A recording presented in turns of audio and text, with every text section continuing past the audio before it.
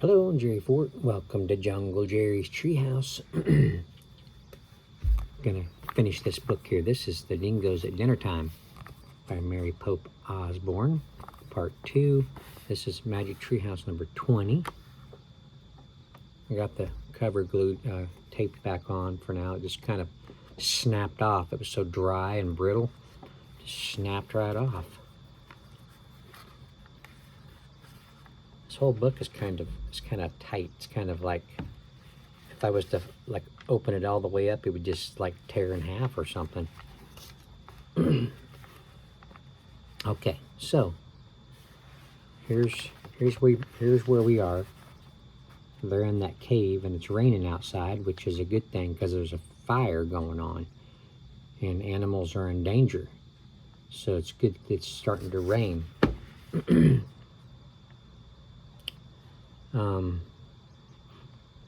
Annie rescued that koala because they don't run. They're very slow moving animals. So she got that koala. Jack had a hold of the little Joey kangaroo, and Teddy was just running ahead of him. So they made it out safely. So chapter 7 is rain, rain, rain. Rain fell on Jack's head and on Joey's head. Rain fell on Annie's head and on Teddy's head and on the koala's head and on Jerry's head. Annie opened her mouth and drank the rainwater. Jack did the same. The water tasted better than any water he'd ever drunk. When Jack looked back at the woods, misty steam was rising from the charred ground and burning bushes. The heavy rain was putting out the wildfire. There we go. You'll be safe now, Annie said to the koala. I'll put you back in a nice gum tree. Then you can finish your nap. I see a tree that's not burned, said Jack. They walked over to the unburned gum tree. Annie placed the koala in the fork of 2 branches. Go back to sleep now, she said softly. Pretend the fire was all a dream. Good night, said Jack. The koala seemed to smile at them. Then he closed his eyes and went to sleep, as if he'd never been disturbed at all. Jack sighed and looked around. Uh-oh, here comes a yawn. Talking about naps. Jack sighed and looked around. Man, he said, we were lucky that a storm came. Annie smiled. It wasn't just luck, she said. It was magic. Magic? Said Jack. Yeah. The glowing hands and the snake, said Annie. Somehow they brought the storm. That doesn't make sense, said Jack. Joey stirred in his pack. Suddenly Jack remembered something. Hey, we have to get Joey back to the place where his mom left him, he said, or she won't be able to find him. Where was that place, said Annie. I don't know, said Jack. He looked around at the rainy gray forest. Everything looked the same. Teddy can find the spot, said Annie. Without even a bark, the little dog took off across the wet, muddy ground. Once again, Jack and Annie followed him. Jack's back was beginning to hurt from carrying Joey. Arf, arf! Jack and Annie caught up with Teddy. He stood over the Australia book. It was wet, but not burned. Hurry, we found it, said Annie. That's right, said Jack. I left our book in the spot where we found Joey. Once again, Teddy helped us out, said Annie. She patted the little dog's head. Thanks, Teddy, Jack said. He picked up the Australia book. The cover was wet, but the pages looked okay. The little kangaroo peeked out of his pack as Jack tucked the book under his arm. Don't worry, Joey, Annie said. We'll stay right here till your mom comes back for you. If she hasn't already come, Jack thought worriedly. Jack and Annie stood in the rain with Teddy and Joey and waited. They waited and waited. The rain turned to a drizzle. Then the drizzle turned to a light sprinkle. Still they waited. Jack grew sadder and sadder. Maybe the mother kangaroo had come and left, or maybe she had been caught by the dingoes, or maybe she had been killed by the wildfire. Jack was afraid to look at Annie, afraid to say anything. I know what you're thinking, she said, finally. Jack patted Joey's head and sighed. Let's wait a little longer, he said. If she doesn't come back soon, we'll take him home with. Arf! Teddy barked softly. Listen, said Annie. Jack listened. The sound was very faint at first, but then it grew louder. It was a squishy sound. It was a squashy sound. It was a sound of big feet slapping through mud. Chapter 8. The Rainbow Serpent. The mother kangaroo bounded out of the trees. There she is. She landed 10 feet away from Jack, Annie, Teddy, and Joey. They all were still for a moment, as if they all were holding their breath. Then Joey tried to jump out of Jack's backpack. Hold on, said Jack. He put his pack on the ground. The little kangaroo leaped out. He leaped again, then again, and dived headfirst into his mother's pouch. Joey turned himself over inside the pouch. Then he peeked out at Jack and Annie. Yay, said Jack and Annie together. They laughed and clapped with relief. He looks happy to be home, said Annie. His mother looks happy too, said Jack. The mother kangaroo was gazing down at her Joey. She patted his head with her small paws. Then she looked at Jack and Annie with soft eyes. She's saying thank you to us, Annie said. You're welcome, Jack said. It was no problem. Annie told the kangaroo, you have a great Joey. The kangaroo gave a little nod. Then she bent over and used a front paw to pick up a small piece of bark from the wet grass. The kangaroo held the piece of bark out to Jack and Annie.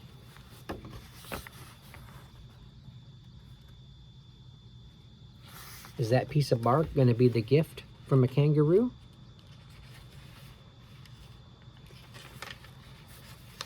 Jack took it from her. Oh man, he whispered, it's our gift from a kangaroo. The kangaroo then sprang into the air. She bounded gracefully away through the charred forest. Thanks, called Jack. Bye, called Annie. Good luck. Arf, arf, Teddy barked. The rain stopped as Jack studied the piece of bark. There was a tiny painting on it. It was just like the snake painting in the cave. I wonder what the snake means, said Jack. Jack opened the wet cover of the Australia book. He carefully turned the damp pages. He found a picture of the snake painting. Listen, said Jack. He read, the first people of Australia are called Aborigines. They have lived there for 40,000 years. Their myths take place in a time they call Dreamtime. In Dreamtime, there is a rainbow serpent who sends life-giving rain. Aborigine artists paint the rainbow serpent on cave walls or on pieces of bark. In special ceremonies, they sometimes honor their rainbow serpent by painting their handprints on the magic snake. Oh gosh, gotta get that yawn out of the way.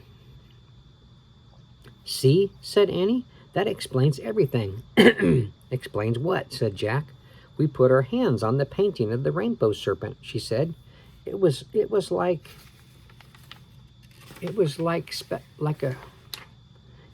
a special ceremony. So the rainbow serpent sent the rain to put out the wildfire. Arf, Teddy barked. Jack frowned. But it's not a real creature, he said. It's in dream time, not real time. Annie smiled. Then how do you explain that? She said. She pointed at the sky. The rain clouds were gone. The sun had come back out. A rainbow curved across the blue Australian sky. Oh, man, whispered Jack. Though the air was warm again, he shivered. Teddy led us to the painting, said Annie. We should thank him. How did he know about the rainbow serpent in the cave? Jack asked.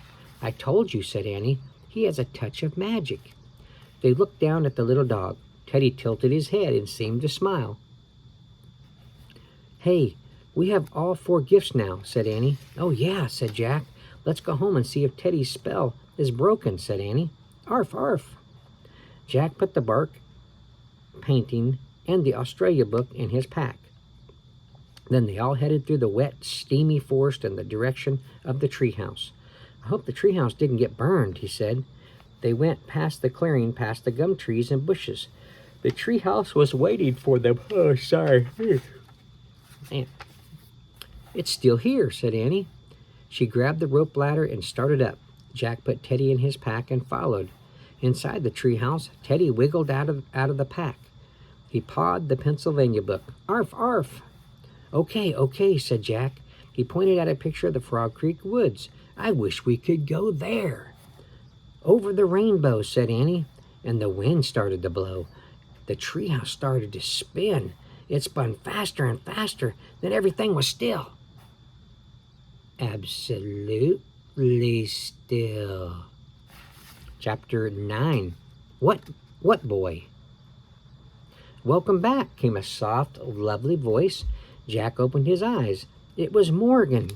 They hadn't seen Morgan in a long time. Morgan, cried Annie. She threw her arms around the enchantress. Jack jumped up and hugged Morgan too. It's good to see you both, said Morgan. Arf, arf.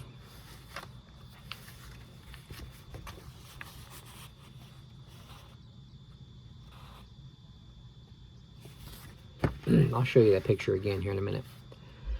And it's good to see you too, Morgan said, smiling at the little dog. Look, said Annie. She reached into the... Oh my gosh. She reached into Jack's pack and pulled out the piece of painted bark.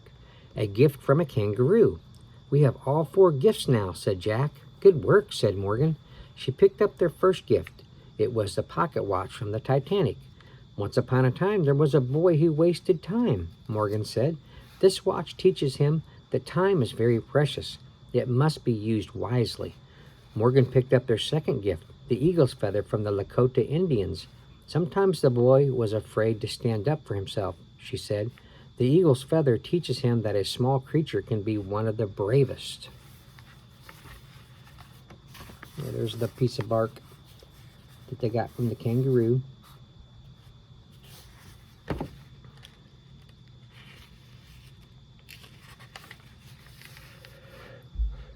Oh my gosh. Apologize. I didn't sleep good last night. Morgan picked up the lotus flower from the forest in India. Sometimes the boy did not respect nature, she said. This flower teaches him that nature holds many wonders. Morgan picked up the piece of bark with the painting of the rainbow serpent. Sometimes the boy didn't want to study other times and places, she said. This painting teaches him there is mystery, magic, and wisdom in the traditions of ancient peoples. What boy? Jack asked. Who are you talking about? Asked Annie. Morgan didn't answer right away. She placed her hands on Jack's and Annie's shoulders. Thank you, she said, for helping this boy learn his lessons. Thank you for breaking the spell. What boy? Jack asked again. Arf, arf, arf. Jack and Annie looked over at Teddy. Then something magical happened. In a flutter of time, in the spin of a whirlwind, Teddy was changed. He was no longer a dog. He was a boy. A real boy. There he is.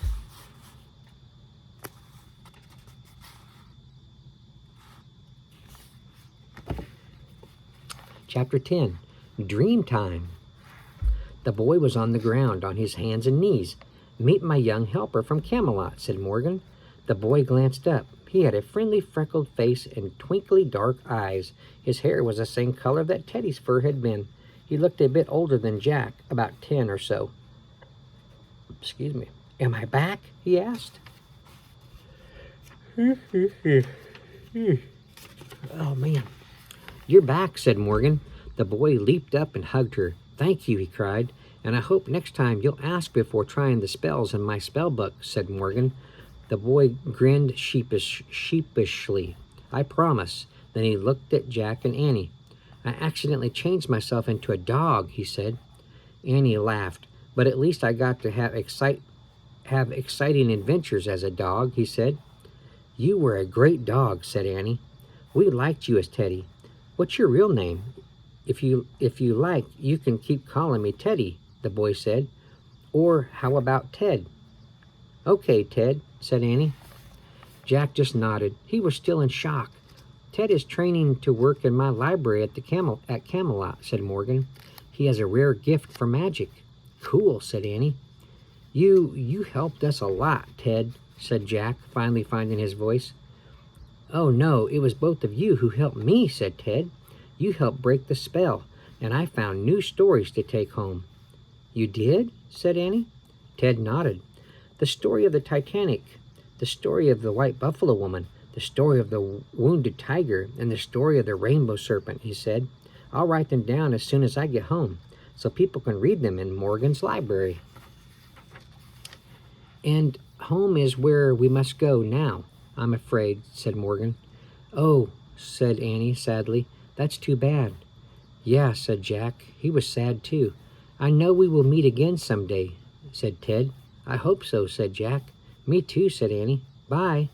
She started down the ladder. Jack pulled on his pack. With a heavy heart, he followed.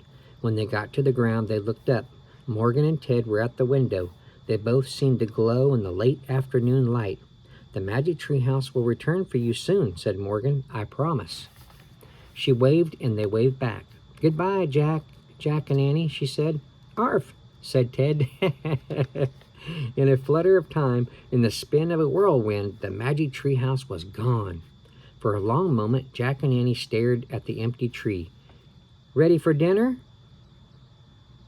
Oh, ready for dinner? Annie asked softly. Jack nodded.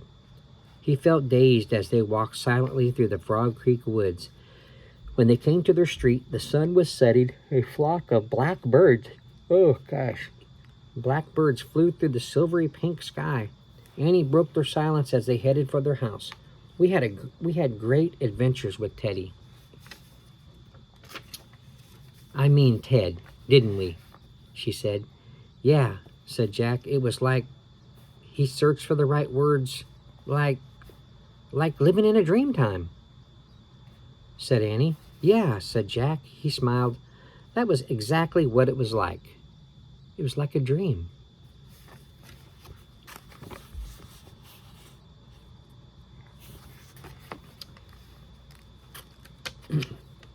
Where are we on time? I'm not doing too bad. You want to hear about the rainbow serpent?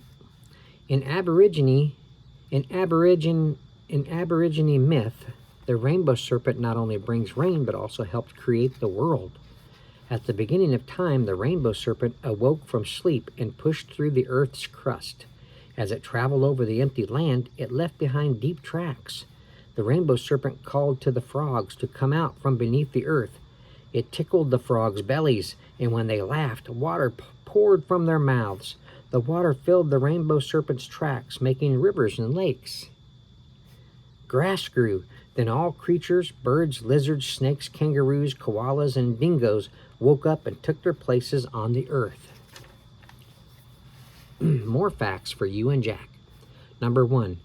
Australia is the world's smallest and flattest continent. The country of Australia is the only nation in the world to occupy a whole continent. The continent is almost 3 million square miles, or the size of the United States, without Alaska and Hawaii. Number 2. At one time, all the continents on Earth were part of one huge landmass. Australia became separated from this mass about 200 million years ago because it is a separate continent. Its animals have evolved differently from those on other continents. Number 3. Among the animals that lived on Australia, among the animals that live on Australia are 170 different kinds of marsupials, including koalas, wombats, kangaroos, and wallabies, in parentheses, which are like kangaroos, only smaller. The only marsupials that live outside Australia are possums. Number 4. Kangaroos have been in Australia for 25 million years. For every person in Australia, there are 10 kangaroos, and there are almost 19 million people in Australia. A kangaroo hops at about 11 miles per hour, but can put on bursts of speed of up to 30 miles an hour. Number 5. Dingoes were used as hunting dogs by the Aborigines. Number 6. Koalas feed on gum trees, which are also known as eucalyptus. Eucalyptus trees. People use the oil of the eucalyptus tree in medicines for colds and flu. Eucalyptus also has a strong smell and many people enjoy. There we go. What's our next one? Civil War on Sunday? Let's see that one.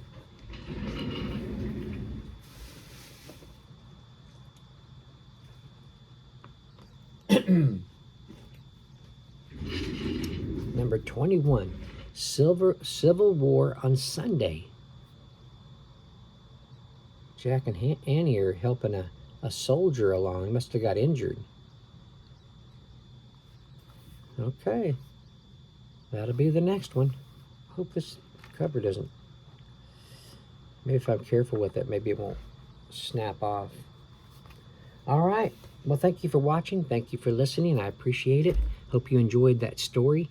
And then we'll get into the next one here soon. Until next time, bye.